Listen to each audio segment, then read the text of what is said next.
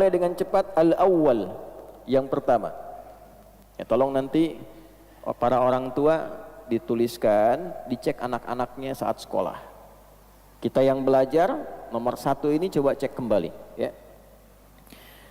Al-awwal, yang pertama, an yutahhira qalbahu min kulli ghashyin wa danasin wa ghillin wa hasadin wa su'i aqidatin wa su'i khuluqin. An yutahhira qalbahu, hendaknya seorang penuntut ilmu itu memulai dengan menyucikan hatinya. Awas, kalau membersihkan yang luar itu disebut dengan nadhafah. Nadhafa yunadzifu, membersihkan yang luar. Misal, cuci baju ini supaya bersih. Setelah dicuci bersih, hilang kotorannya, maka orang Arab mengatakan thawbuka nadhif, bajumu bersih. Tapi kalau kita ingin membersihkan yang di dalam, yang tidak tampak keluar, ya, tidak tampak keluar, itu katanya terambil dari kata taharah namanya. Jelas? Ada urid an utahhira qalbi, saya ingin membersihkan bagian hatiku, tak nampak keluar. Gak ada orang mengatakan unadzifa qalbi, maka artinya hatinya keluarin dulu, cuci di luar. Ya. Nah, taharah itu membersihkan bagian dalamnya. Wudu, kenapa disifati dengan taharah? Karena wudu itu walaupun membasuh yang di luar, pada hakikatnya membersihkan fungsinya dari dalam. Ya, Anda kalau baca Quran surah kelima Al-Maidah di ayat yang ke-6, ya ayyuhalladzina amanu idza qumtum ilas salati faghsilu wujuhakum, terus sampai ke bawah tentang wudu, itu ujungnya disebutkan liyutahhirakum, untuk memberikan taharah pada dirimu. Jadi wudu yang benar itu bukan sekedar wajahnya dibasuh, tangan sampai siku, kotoran fisiknya keluar, bukan sekedar itu. Kalau Anda baca hadis Muslim, di hadis Muslim Nabi menegaskan, bersamaan dengan Anda membasuh organ tubuh dalam wudu itu, dengan jatuhnya air membawa kotoran fisik, jatuh pula dosa-dosa keburukan yang melekat pada organ tubuh itu. Itulah wudu. Karena itu disebut juga dengan taharah, bima'nal husnu, sesuatu yang baik yang melahirkan ibadah. Jadi ketika membasuh wajah, bukan sekedar wajah yang dibasuh, fungsi yang melekat pada wajah ini berubah menjadi lebih baik, yang kotornya hilang. Di wajah kan ada mata, di wajah ada lisan, di wajah ada hidung. Jadi kalau orang wudunya benar, itu bukan sekedar raf'al hadathi, menghilangkan yang kotor di wajah, bukan, tapi juga raf'adz dzambi wad dzunubi, menghilangkan kotoran dosa, noda-noda yang tak tampak di lisan, di mata, di hidung. Jadi kalau orang wudunya benar itu, matanya nggak lihat maksiat lagi, ada cahaya di matanya. Lisannya nggak bicara yang kotor lagi, keluar kotorannya, ya, mengalir dengan kotoran fisiknya. Itu bahasa Nabi. Makanya selesai kita wudu, kita doa kan? Apa doanya? Asyhadu an la ilaha illallah wa asyhadu anna Muhammadan sallallahu alaihi wasallam. Kemudian Allahumma ja'alni minat tawabin waj'alni minal mutatahhirin waj'alni min ibadikas sholihin. Tauhid dulu untuk menunjukkan penjagaan iman kita, cara bertauhidnya seperti diajarkan Nabi, wudunya seperti diajarkan Nabi, lalu doa Allahumma ja'alni, ya Allah jadikan aku dengan wudu ini minat tawabin, termasuk golongan orang taubat. Anda baru wudu, kenapa doanya taubat? Sampai situ gak? Karena hakikat wudu itu menghilangkan sesuatu yang kotor. Kotor secara fungsi, ini lisan kotor. Maka saat wudu taubat, bukan hanya membuang apa yang ada di mulut, kotoran fisik. Itu kotoran-kotoran non fisik keluar, taubat kita. Makanya ulama sambil mengajarkan, mempraktekkan hadis yang disampaikan Nabi, sambil mengajarkan saat kumur-kumur, ya Allah jadikan lisan ini lisan yang baik, lisan sudkin fil awwalin wal akhirin.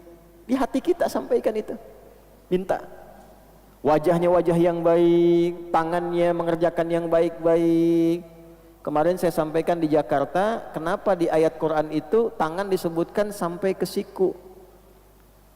Wa aydiyakum ilal marafiq, wa aydiyakum tanganmu sampai siku.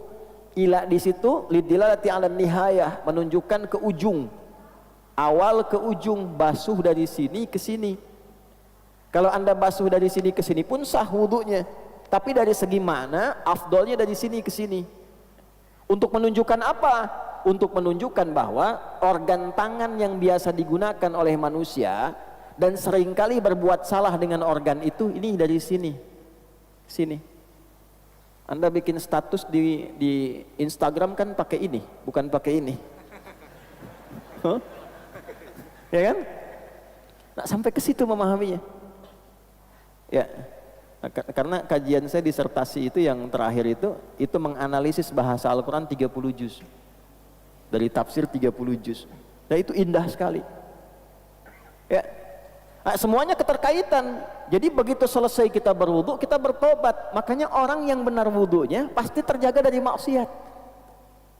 Kenapa Nabi SAW mengatakan jaga wudu, jaga wudu, jaga wudu? Intinya dengan wudu yang benar itu menjaga kita dari maksiat. Latihan awalnya nahan batal, ya kan? Ditahan supaya nggak batal. Lama-lama terbiasa.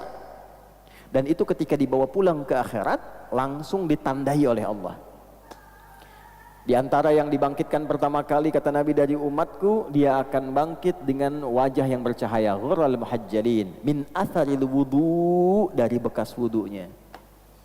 Para ulama memaknai dua. Bekas wudu yang pertama rajin wudu. Makna yang kedua, dari rajin itu terjaga anggota tubuhnya dari perbuatan maksiat. Nah, perbuatan yang menghindari dari maksiat ini, tangan tidak bermaksiat, mulut tidak bermaksiat, telinga tidak bermaksiat, itulah yang menjadikan organ tubuh bercahaya di hari kiamat. Bukan karena airnya.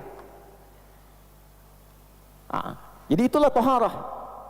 Penuntut ilmu saat akan mulai datang ke majlis ilmu, maka para ulama menyimpulkan dari keterangan Nabi, nanti ada hadisnya. Yang pertama dilakukan adalah an yutahhira qalbahu, membersihkan, menyucikan keadaan hatinya sebelum dia menerima ilmu. Ya, saya ambil beberapa referensi. Yang pertama saya ambil nasihat Imam Waqi dulu kepada Imam Asy-Syafi'i dari kalangan salaf yang terdahulu. Tersambung nanti ke tabi'in, ke sahabat dan seterusnya. Kata Imam Asy-Syafi'i rahimahullahu taala, syakautu waqi'an an su'i hifdhi. Saya pernah konsultasi kepada Imam Waqi guruku tentang kurang bagusnya hafalanku. Kira-kira kalau Imam Syafi'i kurang bagus hafalannya sebagaimana ya? Mungkin titik beda sedikit dengan koma mungkin ya? Ya. Itu disebut masih kurang bagus. Karena di ilmu hadis itu kan Imam Syafi'i itu ahli hadis juga. Imam dalam fikih, imam juga dalam tafsir, imam dalam hadis. Mujtahid mutlak. Kalau mujtahid mutlak itu sudah nggak usah ditanya itu. Quran, tafsir, hadis, fikih, usul fikih dan sebagainya. Ya, di ilmu hadis itu kalau ada lupa sedikit aja, nanti turun kualitasnya. Ya, itu nanti tanda yang kedua dari 5 syarat hadis sahih. Mattasala isnaduhu binaqlil adlid dhabiti anil adlid dhabiti min ghairi syudzudin wala illatin qadihah. Syarat hadis sahih itu 5. Muttasil sanadnya, bersambung sampai ke Nabi sallallahu alaihi wasallam. Nah, orang-orang yang bersambung itu diteliti lagi. Satu, punya sifat adil enggak? Yang kedua, dhabit enggak? Dhabit itu kuat hafalan sehingga kalau ditanya enggak robah-robah. Ditanya sekarang, 5 menit kemudian, besok, 2 bulan kemudian, jawabannya masih konsisten sama. Beda sedikit saja, turun kualitas dari sahih jadi hasan. Hasan pertama kali diperkenalkan oleh Imam At-Tirmidzi karena perbedaan tingkat hafalan. Kata Imam Asy-Syafi'i, syakautu waqi'an, aku mengadukan kepada guruku Imam Waqi an su'i hifdhi, akan kurang bagusnya hafalanku. Fanasahani an atrukal ma'asi, bima ma'na, maka beliau menasihati aku agar berusaha terus meninggalkan maksiat. Maksiat itu kan lawannya taat. Ya. Kalimatnya belum selesai. Faqala, maka beliau berkata, al-ilmu nurun wa nurullahi la yunzalu ilal 'asi. Ilmu itu cahaya. Dan cahaya Allah tidak akan ditanamkan pada hati-hati yang berisi perbuatan maksiat. Di hadis Muslim, kalau ada orang berbuat maksiat, di hadis Muslim, itu nanti tertanam di hatinya naktah sauda, noda hitam. Kalau terus berbuat maksiat, kumpul, ketutup cawan hatinya. Kan ilmu yang bagus itu masuknya ke sini, Pak, Bu. Bukan ke sini. Kalau ke sini jadi hafalan. Kalau ke sini jadi amalan. Kalau ke sini Anda hanya akan pandai berdebat. Kalau ke sini Anda akan pandai mencari hikmah untuk mencari kebenaran.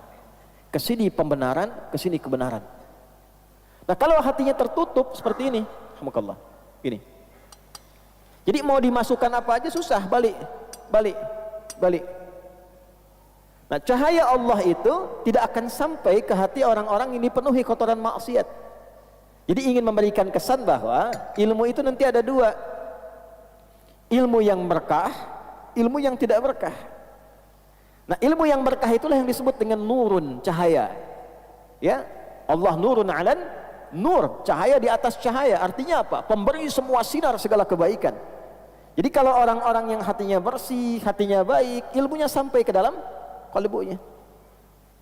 Nah, tapi kalau hatinya kotor, nurunnya dari bahasa Arab berubah ke bahasa Indonesia. Al ilmu nurun, ilmunya semakin menurun. Kurang nggak sampai. Yang harusnya bahasa Arab jadi bahasa Indonesia. Nah, ini satu ya. An yutahhira qalbahu, membersihkan dulu hatinya.